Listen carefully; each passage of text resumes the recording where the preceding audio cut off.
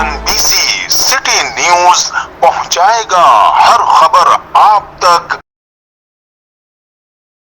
जी नाज़रीन, मैं हूं असलम खान और आप देख रहे हैं सीएनबीसी सिटी न्यूज़।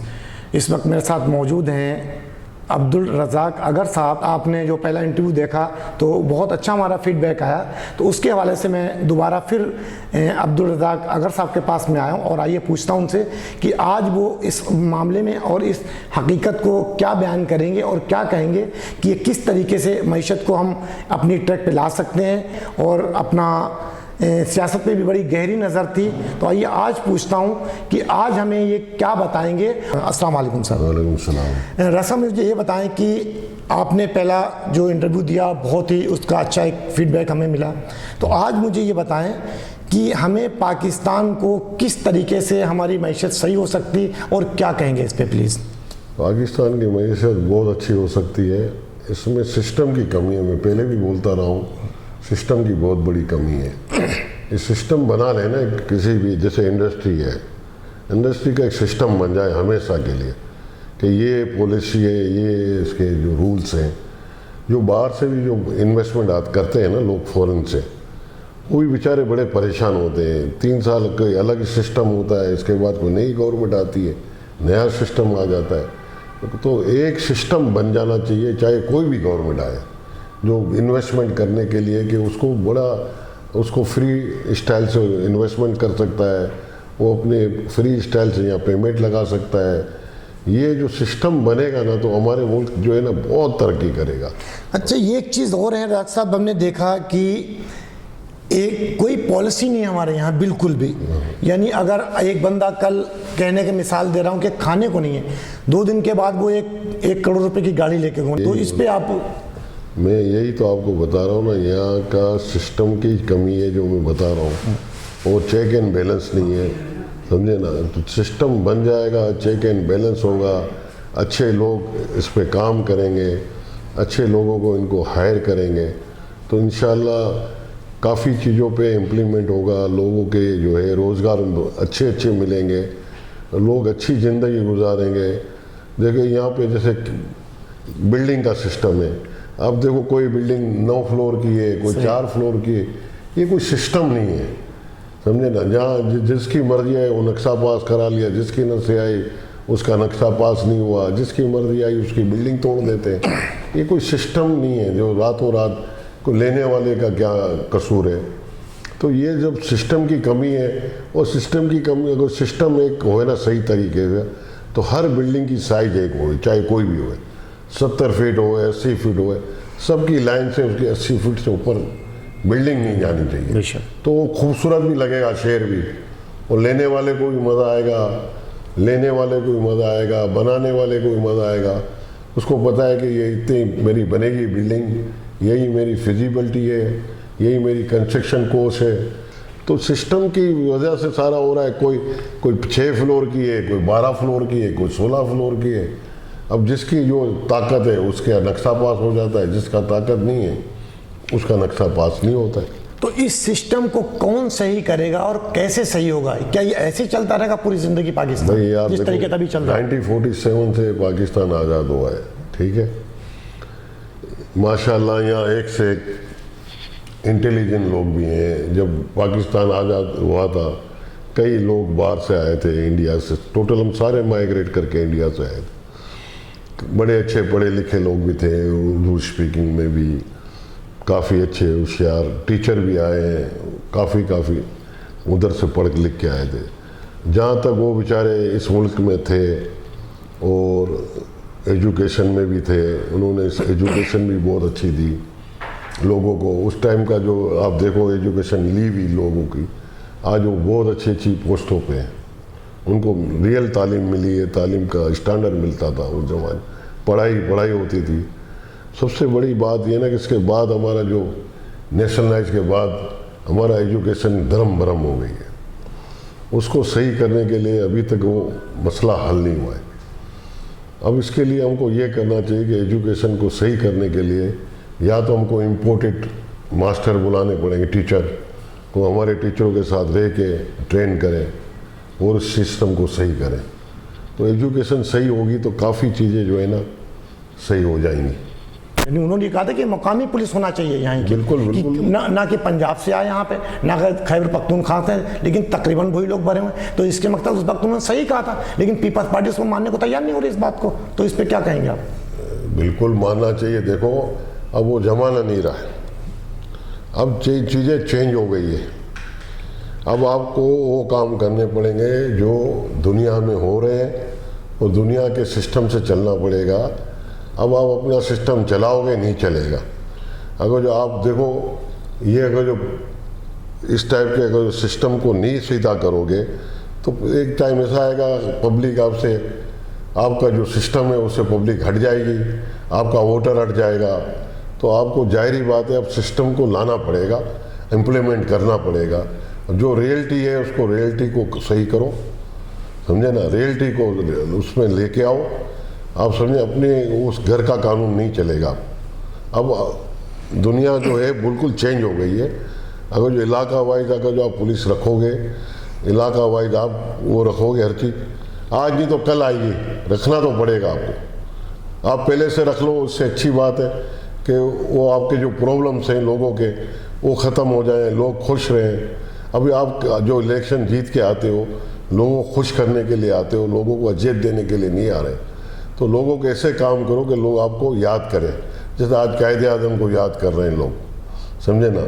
इस तरह लोगों को देखो, दुनिया के अंदर कई ऐसे लोग हैं जो दुनिया याद करती है, जो काम करके जाता है। लेकिन आप जिस टाइम मुशीर थे कायम अली शाह साहब के, और उसी टाइम की ये बात है जिस टाइम उन्होंने मुस्तफ़ा कमाल और मुत्तहिदा कौम ने ये दिया, तो आपने उन्हें कोई मशवरा ऐसा नहीं दिया कि ये सही कह रहे हैं या गलत कह रहे हैं? आपकी नहीं मानी गई क्या उस टाइम? नहीं सर, मैं देखो मुशीर भी होता है तो एक एक डिपार्टमेंट भी होता है, लेकिन एक मशवरा तो दे सकते हैं जब आप लोग साथ में बैठते हैं ना मेरी जान।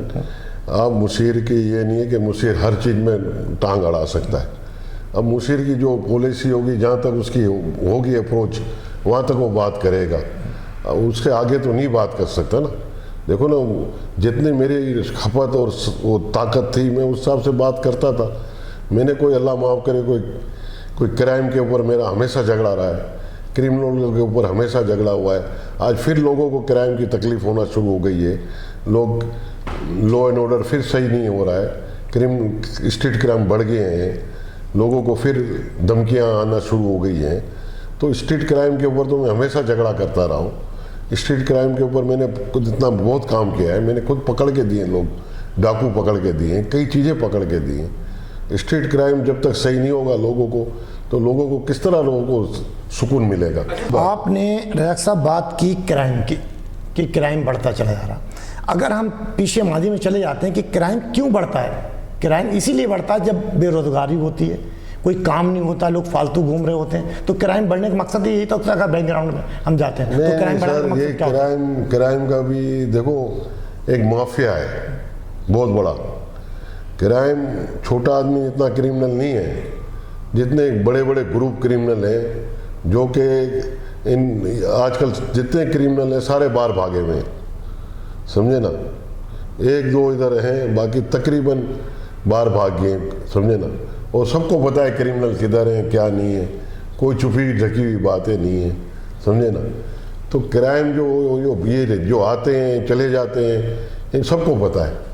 उन्हीं को बाहर से लाओ, पकड़ो कुछ क्रिमिनल को, तो इंशाल्लाह सारा सही हो जाएगा।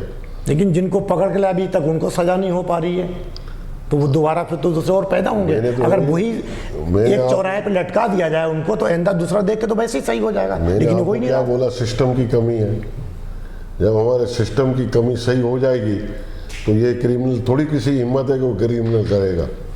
जब हमारा सिस्टम ही है, जब मैंने आपको क्या बोला, जब ये एक फैसला 30-30 साल तक नहीं होता है, पहले भी मैंने बोला था। और जो इनको फैसला करना वो 4 दिन में कर देते और फांसी पे लटका देते। तो अगर जो हमारे जो ऊपर के जो हैं बड़े, वो जो इनको अल्लाह ने दी हुई इज्जत, जज साहब हैं जो भी हैं, चीफ जस्टिस है, अल्लाह ताला इनको और इज्जत दे। ये चाहे तो कुछ अच्छी पॉलिसियाँ ला सकते हैं और मुल्क को आगे तक ले जा सकते हैं। क्रिमिनल इनसे बाहर नहीं है, ये चाहे तो। और आपको पता है कोई भी क्रिमिनल पकड़ा जाता है तो ऐसे नहीं पकड़ा जाता है, पूरी हिस्ट्री होती है, हर चीज़ होती है। इतना कोई आसान नहीं है कि क्रिमिनल बनना भी। जब पुलिस से बात करो तो कहते हैं कि मुझे मेरे इलाके में तो कोई ऐसा काम नहीं हो रहा कि जब मंशियात आप देखते होंगे जगह जगह मंशियात किस तरीके से, यानी पूरे शहर को क्या पूरे मुल्क को घेरा हुआ है, जगह जगह देखा होगा बैठे पी रहे हैं। क्या जब एक आम आदमी हम जैसे रिपोर्टर को पता होता कहाँ बिक रही कौन बेच रहा है, क्या पुलिस को इस चीज़ का खबर नहीं होती है किसी इदारे को जो उसको कंट्रोल कर सकें? SHO है ना बेताज बादशाह होता है, आपको इतना बता दूँ, हर थाने का SHO से कोई चीज़ चुप नहीं सकती, समझे ना। तो आपको पता है हर थाने में जब कोई भी SHO आता है सिस्टम का सारा दारो मदार है। जब एक SHO दूसरे SHO को देता है, टीम तो वही होती है नीचे वाली जो काम करती है, सिर्फ SHO के बदली होता है, बाकी तो टीम को पता है, सालों साल तक वही होते हैं। तो कोई ऐसी बात नहीं है कि SHO को नहीं पता हो, ऐसे को कोई दूध का धुला हुआ नहीं होता है, समझे ना। सब पता होता है इनको क्या हो रहा है क्या नहीं हो रहा, समझे ना। मगर आप फिर उनका है ना मसला ये है कि पढ़े लिखे अच्छे SHO लाओ खानदानी और अच्छी तनख्वाहें दो, देखो इंशाल्लाह बेहतरी आएगी। उनको अच्छी फैसिलिटी दो तो उस तरफ नहीं जाए। एक मिसाल हमारे पास मोटरवे की पुलिस है, मिसाल है। हाँ, तो वो कोई क्राइम नहीं कर रहे हैं, सबको पता है। तो आप मैं क्या भी उसी का हिस्सा है। तो SHO को भी एक सिस्टम दो, समझे ना, और उनको अच्छा खाना पीना, अच्छी इनकी बच्चों की स्कूलिंग अच्छे रहना सहना दो, तो इंशाल्लाह इस क्राइम पे नहीं आएंगे। अब जब उनको तनख्वाही कम मिलेगी तो क्या करेंगे? जब आप किधर आपकी भी गलती है वो गलती को भी सही करो, फिर देखो कैसे वो सही नहीं काम होता है। आप उनको पेट भर के दो, आप 10 SHO की जगह 6 SHO रखो, अच्छे रखो, मगर अच्छी तनख्वाहें दो, अच्छी फैसिलिटी दो, बिल्कुल काम करेगा, क्यों नहीं करेगा। क्योंकि वो भी हमारे ही में से निकल कर जाते हैं, कोई बाहर से नहीं आते हैं। अच्छे रखो। यही आज हम लोग यहाँ पे मिसाल के बाद एक ड्राइविंग कर रहा है, एक ड्राइवर सिंगल तोड़ता निकल जाता, यही हम जब बाहर जाते हैं तो हम बिल्कुल तीर की तरह सीधे चलते हैं। क्यों? कि वहाँ पे सिस्टम है जो आपके मुताबिक सिस्टम उनका, कि आप कोई गलत काम करेंगे तो आपको सजा मिलेगी, हमारे को सजा नहीं मिलती, इसलिए हम मसला वही आ जाता है कि मैं फिर बोल दूंगा पढ़े लिखे अच्छे क्वालिटी के लोग लाओगे खानदानी, समझे। क्वालिटी लाओ, क्वांटिटी नहीं लाओ। क्वालिटी के बंदे रखोगे, अच्छी तनख्वाह दोगे, 5 लाख वाले 25 रखोगे, 10 लाख वाले 15 रखोगे तो अच्छा काम करेंगे, अच्छी फैसिलिटी होगी। जब उनको पता है कि हमारा खाना पीना पूरा हो जाता है, हमारे को हर फैसिलिटी मिल जाती है, तो दिमाग से काम करेगा, दिल से। अब उसमें भी कोई निकल आता है, अल्लाह ना करे, तो उसको उसकी चेक एंड बैलेंस करो, उसी टाइम उसको फारिग करो। कैसे नहीं निज़ाम चलता है। अब पीछे टीम रखो, समझे ना, अच्छी टीम रखो, अच्छे वो ला, और खुद आएंगे लोग। आखिरी मेरा सवाल ये है कि मैसेज क्या देंगे और क्या आप कहेंगे आखिरी? जो इमरान खान का इलेक्शन हुआ था ना, तो इमरान खान के जीतने के बाद जो हमारे ओवरसीज़ पाकिस्तानी, उन्होंने बड़ी हिम्मत लगाई थी कि पाकिस्तान हम मूव होंगे, और लोगों ने वाकई अपने अपने सूटकेस भर लिए थे पाकिस्तान आने के लिए। और वाकई इनका बहुत बड़ा इंटरेस्ट था कि हम बाहर नहीं रहेंगे, हम अपने मुल्क में पैसा इन्वेस्ट करेंगे। तो जो इमरान खान की जो पॉलिसी के बाद कई लोगों ने अपने आप को चेंज कर दिया, समझे ना, क्योंकि वो पॉलिसी नज़र नहीं आई इनको, समझे। वो घबरा के फिर इन्वेस्टमेंट इधर नहीं आई। जो इन्वेस्टमेंट इधर आने की थी, बहुत बड़ी इन्वेस्टमेंट आने की थी, बहुत लोगों को मैं जानता हूँ, बड़े, मैं अमेरिका से भी मेरा वास्ता है, मेरे खुद भाई उधर रहते हैं, कुछ भाई मेरे बड़े अच्छे अच्छे दोस्त लंदन में रहते हैं, मेरे काफ़ी दोस्त यार रिश्तेदार अमेरिका में हैं, बहुत बड़ा तकबा है, आप समझ लो। बहुत बड़े बड़े लोग भी उधर, पैसे वाले भी हैं, कई मिलियनर हैं, वो बिल्कुल आने के लिए तैयार थे 100%। मगर यहाँ की जो है पॉलिसी की वजह से वो मायूस हो गए।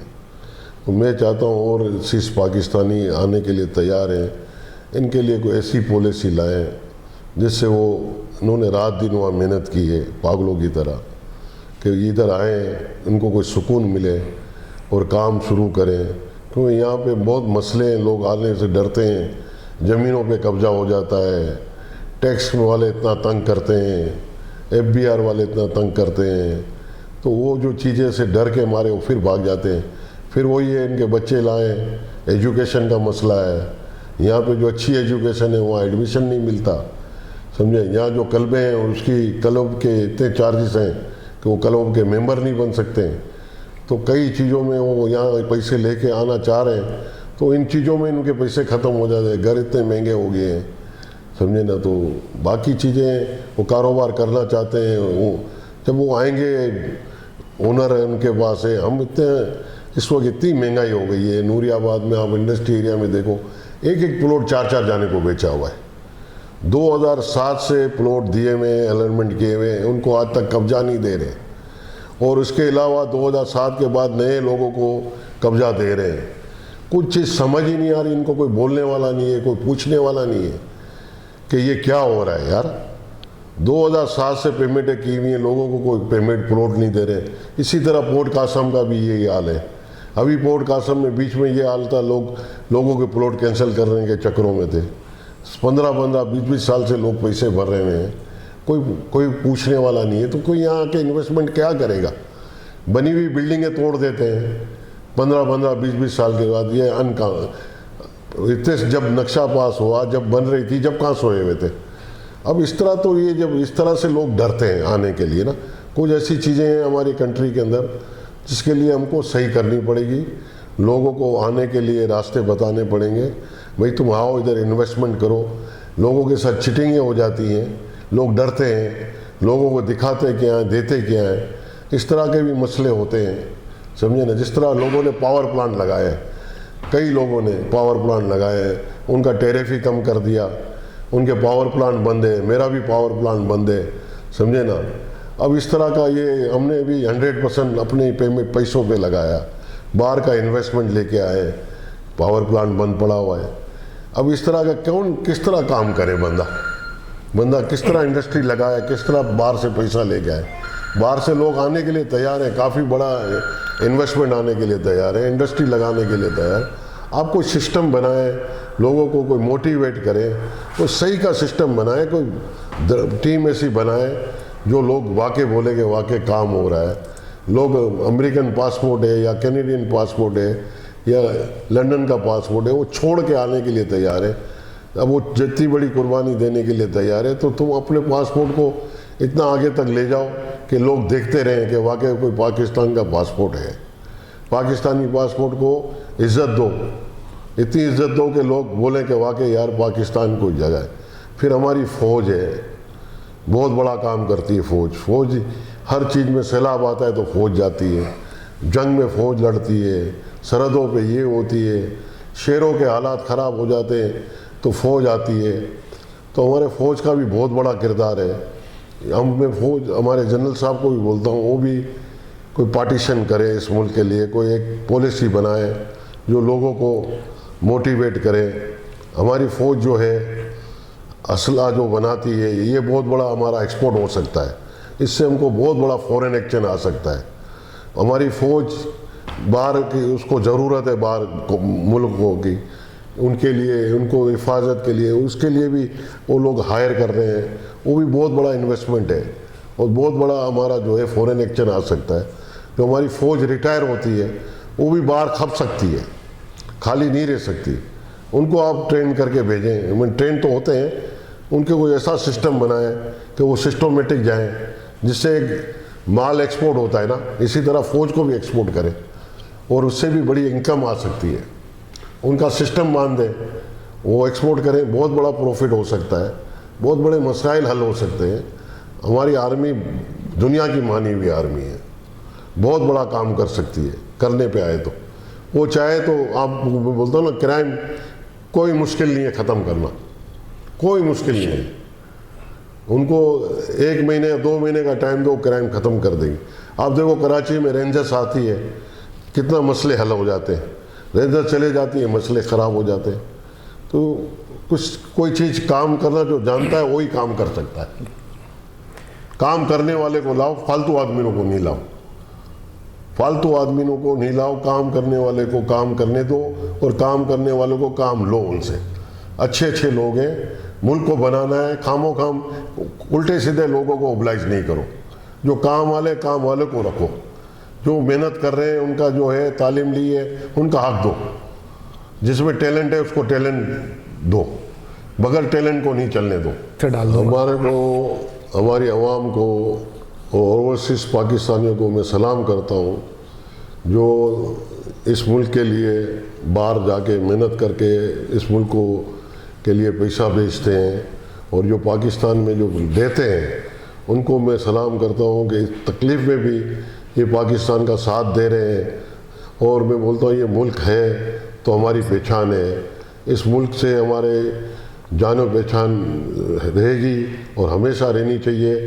जो बाहर जाते हैं तो हमारी कोई पहचान नहीं होगी तो हम बहुत तकलीफ़ होती है जिनके पास नहीं है। तो मैं चाहता हूँ कि पाकिस्तान है तो सब कुछ है, ये मुल्क के अंदर रहने वाले को भी सलाम है, काम करने वाले को भी सलाम है। इतनी तकलीफ़ होने के बाद भी ये रह रहे हैं और लोगों का साथ दे रहे हैं। यहाँ के लोगों में बहुत कुछ है, एक दूसरे का बहुत सपोर्ट करना चाहते हैं, यहाँ एक कौम बन के रहना चाह रहे हैं। पाकिस्तान जिंदाबाद। ये था हमारा तिजारती निज़ाम जो कि आपने ये गुफ्तगू सुनी और इनका आखिरी कहना यही था कि पाकिस्तान है तो हम सब हैं और पाकिस्तान नहीं तो कुछ भी नहीं। तो सियासतदानों को और आवाम को सबको मिलकर चलना चाहिए। तो इंशाल्लाह कल किसी नए मेहमान के साथ आपसे मुलाकात होगी। जब तक के लिए अल्लाह हाफिज़। पाकिस्तान जिंदाबाद। इस वीडियो को लाइक करें, हमारे चैनल को सब्सक्राइब कर बेल आइकन जरूर प्रेस करें हमारी न्यू वीडियो सबसे पहले देखने के लिए।